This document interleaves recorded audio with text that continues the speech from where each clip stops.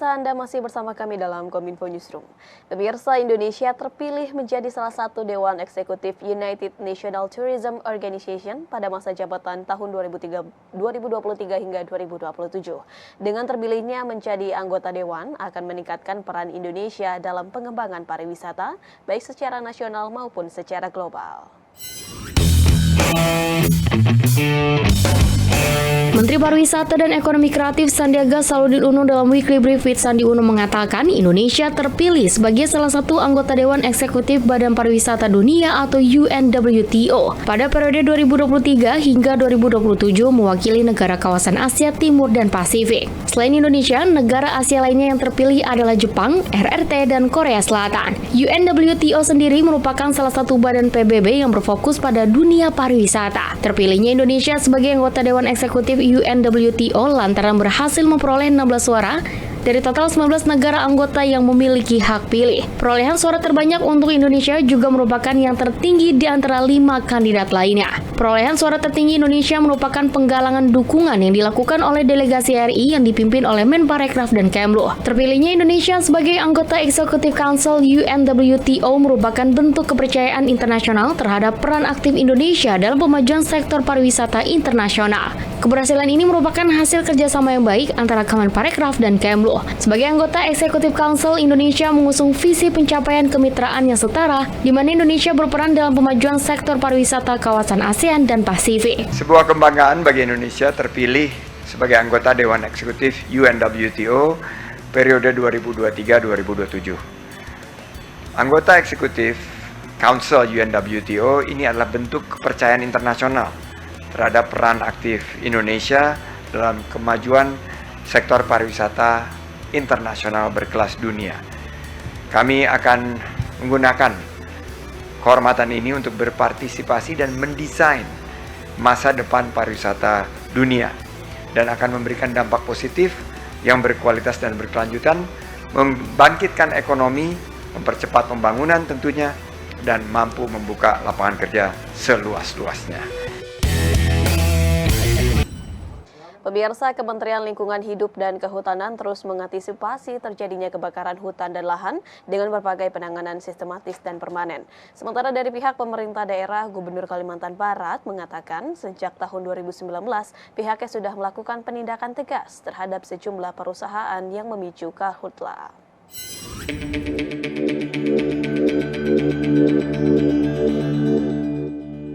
Kementerian Lingkungan Hidup dan Kehutanan dalam rangka pencegahan karhutla meluas di seluruh Indonesia telah secara permanen menjalankan patroli di lapangan seperti kawasan gambut dengan terus menjalin koordinasi bersama BMKG untuk mendapatkan data real terkait cuaca jika ada potensi terjadi El Nino berkepanjangan atau menemukan suatu anomali cuaca yang bisa menyebabkan kebakaran. Basis data untuk menemukan titik api atau hotspot juga diperkuat dengan menggunakan bantuan dari sistem Fire Danger Rating agar risiko kebakaran baik pada vegetasi hutan atau produknya bisa termonitor dengan baik, juga untuk memprediksi perilaku api yang nantinya dapat dijadikan panduan untuk pengambilan kebijakan di lapangan. Dari data tersebut, KLHK kemudian meningkatkan kecanggihan teknologi untuk melakukan modifikasi cuaca yang diantaranya digunakan untuk mengisi waduk-waduk di lahan gambut yang mengalami kekeringan. Menurut Direktur Jenderal Pengendalian Perubahan Iklim KLHK Laksmi Dewanti, patroli pencegahan karhutla saat ini berjalan semakin terpadu karena tim yang bertugas terdiri dari Manggala Agni, TNI Polri, dinas terkait hingga masyarakat setempat. Kelompok yang ketiga adalah pengelolaan lanskap. Jadi ekosistem dan lanskap termasuk tadi memperkenalkan praktek-praktek pembakaran lahan tanpa bakar. Dan kemudian melakukan pengelolaan karena kita tahu kalau di tempat-tempat pengusahaan hutan atau tadi perkebunan tadi yang disampaikan Pak Gubernur banyak terjadi, itu juga harus dilakukan perencanaan. Jadi harus ada sekat-sekat atau koridor-koridor api sehingga pada saat satu area terbakar, apinya tidak berpindah ke yang lain. Jadi upaya itu selalu dilakukan terus-menerus. Sementara dari pihak pemerintah daerah, Gubernur Kalimantan Barat Sutarmiji mengatakan, sejak tahun 2019 sudah melakukan penindakan tegas terhadap sejumlah perusahaan yang memicu terjadinya karhutla dengan memberikan peringatan hingga pada penyegelan sejumlah perusahaan sebagai bentuk monitoring agar perusahaan tersebut dapat menjaga wilayahnya masing-masing. Menurutnya dalam catatan statistik pemerintah, tindakan tegas yang diambil pada tahun 2019 lalu memberikan efek yang baik dalam menekan peningkatan karhutla di wilayah tersebut. 2019 itu 20 kasus 20 korporasi, penyegelan itu 67, peringatan itu 157, ya, kemudian pidananya 1, perorangan 1, korporasi artinya perkebunan itu 5, ya. Kemudian surat peringatan kepala dinas itu 98. Ini yang kita lakukan 2016. Alhamdulillah 2020, 2021, 2022 kebakaran lahan bisa kita kendalikan. Badan Perlindungan Pekerja Migran Indonesia atau BP2MI bersama dengan Menko Polhukam melepas ratusan pekerja migran Indonesia dalam program G2G ke Korea Selatan dan juga ke Jepang. BP2MI juga melakukan penandatanganan kerjasama dengan beberapa pemerintah daerah dan lembaga pendidikan. Badan Perlindungan Pekerja Migran Indonesia bersama Menko Polhukam melepas 503 pekerja migran Indonesia dalam program Government to Government atau G2G ke Korea Selatan dan Jepang. 503 pekerja migran Indonesia tersebut terbagi atas 191 pekerja migran Indonesia ke Korea Selatan dan 312 pekerja migran Indonesia ke Jepang. Kepala BP2MI Beni Ramdhani mengatakan pekerja migran Indonesia adalah pahlawan Indonesia pada sektor devisa negara. Oleh karenanya pihaknya terus berkomitmen untuk memperbaiki tata kelola sistem pemerintahannya agar para pekerja migran Indonesia bisa lebih terlindungi. Beni juga menegaskan dalam hal ini tidak boleh lagi adanya peristiwa penindasan, penghinaan maupun perlakuan tidak hormat terhadap pekerja migran Indonesia dengan tujuan agar pekerja migran Indonesia tidak direndahkan oleh publik. Tidak boleh lagi ada penghinaan sekecil apapun yang dilakukan oleh siapapun kepada pekerja migran Indonesia. Negara ini berhutang kepada pekerja migran Indonesia karena ternyata sumbangan devisa terbesar kedua pada negara ini datang dari pekerja migran Indonesia.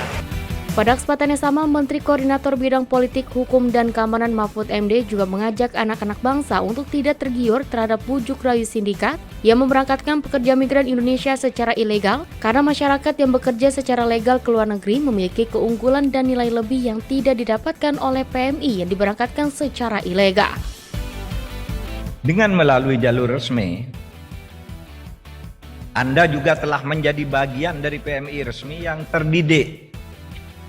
Punya dada untuk ditunjukkan ke Korea dan ke Jepang. Ini dadaku, saya bisa bekerja. Gajiku harus sekian, jam kerjaku sekian, kesejahteraanku sekian. Saya harus istirahat di akhir pekan sekian dan seterusnya dan seterusnya. Anda semua adalah model yang baik bagi warga negara Indonesia lainnya yang mencoba mencari penghidupan di luar negeri secara resmi. Perekrutan dan pengiriman dengan prosedur resmi seperti ini, insya Allah bisa menjadi contoh bagi mereka yang ingin bekerja di luar negeri pada masa-masa mendatang. Sementara itu, Menko Polhukam Mahfud MD juga mengatakan Satgas Tindak Pidana Perdagangan Orang Mabes Polri telah menetapkan sebanyak 457 tersangka terkait dengan tindak pidana atau TPPO di seluruh Indonesia. Penetapan terhadap para tersangka ini dilakukan berdasarkan 385 laporan polisi pada periode 5 hingga 17 Juni 2023. Satuan Tugas Tindak Pidana Perdagangan Orang atau TPPO Mabes Polri telah menetapkan sebanyak 457 tersangka terkait tindak pidana perdagangan orang dan kejahatan perlindungan pekerja migran di seluruh Indonesia. Penetapan terhadap para tersangka dilakukan berdasarkan 385 laporan polisi yang masuk pada periode 5 hingga 17 Juni 2023. Hal itu disampaikan Menteri Koordinator Politik, Hukum, dan Keamanan Mahfud MD usai menghadiri acara pelepasan pekerja migran Indonesia ke Korea dan Jepang Senin 19 Juni 2023 di Jakarta. Laporan polisi sebanyak 385 orang, korbannya ini 1.476 orang tindak pidana perdagangan orang. Itu baru antara 5 sampai 17 Juni. Banyak loh. Ditetapkan tersangka tidak sedikit, 457 orang ditetapkan sebagai tersangka. Tadi baru 28 orang, sekarang sampai tanggal 17 itu 457 orang tersangka dengan yang masih penyelidikan 75 perkara dan penyidikan sudah 286 perkara. Mahfud MD menyebut modus TPPO yang paling banyak adalah menawarkan korban bekerja sebagai pembantu rumah tangga, pekerja seks komersial, eksploitasi anak hingga menjadi anak buah kapal. Dengan kondisi tersebut, Mahfud menyatakan pemerintah sekarang melakukan gerakan dua sayap, yakni membenahi mekanisme pemberangkatan PMI melalui skema kerjasama government to government maupun kerjasama di antara perusahaan swasta dari dalam dan luar negeri. Selanjutnya, pemerintah membentuk Satgas TPPO dengan menutup akses dan suplai terhadap pelaku TPPO di luar negeri. Saya berharap yang mau cari kerja seperti itu lewat yang jalur legal. Ya, G2G, dari pemerintah ke pemerintah. Jadi diketahui itu, saudara besok ada di desa mana, alamatnya mana, jalan apa, nomor berapa diketahui. Karena saudara ada nomor paspor, alamat pengirim yang dari sini, kan ini pemerintah yang ngirim.